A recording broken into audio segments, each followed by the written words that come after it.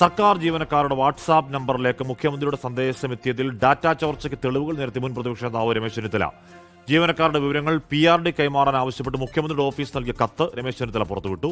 സന്ദേശങ്ങൾ അയക്കുന്നതിന് എല്ലാ നടപടിക്രമങ്ങളും പാലിച്ചെന്നും രമേശ് ചെന്നിത്തല പുറത്തുവിട്ട കത്തിൽ ഇക്കാര്യങ്ങൾ വ്യക്തമാണെന്നുമാണ് മുഖ്യമന്ത്രിയുടെ ഓഫീസിന്റെ വിശദീകരണം. സർക്കാർ ജീവനക്കാരുടെ വ്യക്തിവിവരങ്ങളടക്കം മുഴുവൻ ഡാറ്റയും ചോർത്തിയെന്നാണ് രമേശ് ചെന്നിത്തലയുടെ ആരോപണം. ഇതിന് കൂട്ടുനിന്നത് മുഖ്യമന്ത്രിയുടെ ഓഫീസർ ഓൺ സ്പെഷ്യൽ ഡ്യൂട്ടി ഉദ്യോഗസ്ഥനായ ശ്രീറാം സാംബശിവറാവു. OSG കെ സ്മാർട്ടിന് അയച്ച കത്ത് രമേശ് ചെന്നിത്തല പുറത്തുവിട്ടു. ഇക്കഴിഞ്ഞ 12-നകം വിവരങ്ങൾ നൽകണമെന്നായിരുന്നു കഴിഞ്ഞ വർഷം ഡിസംബർ 31 അയച്ച കത്തിലെ ആവശ്യം. Centralised notification hub for government services എന്ന പേരിൽ ഒരു ഡിജിറ്റൽ കമ്മ്യൂണിക്കേഷൻ സിസ്റ്റം ആരംഭിക്കുന്നുണ്ടെന്നും ഇൻഫർമേഷൻ ആൻഡ് പബ്ലിക് റിലേഷൻ വകുപ്പ് ഇതിനുവേണ്ടി പ്രവർത്തനം ആരംഭിച്ചെന്നും ഈ കത്തിൽ വ്യക്തമായി സൂചിപ്പിക്കുകയാണ്. മുഖ്യമന്ത്രിയുടെ നേരിട്ടുള്ള നിർദ്ദേശത്തിന്റെ അടിസ്ഥാനത്തിലാണ് ഈ കത്തെന്നും രമേശ് ചെന്നിത്തല.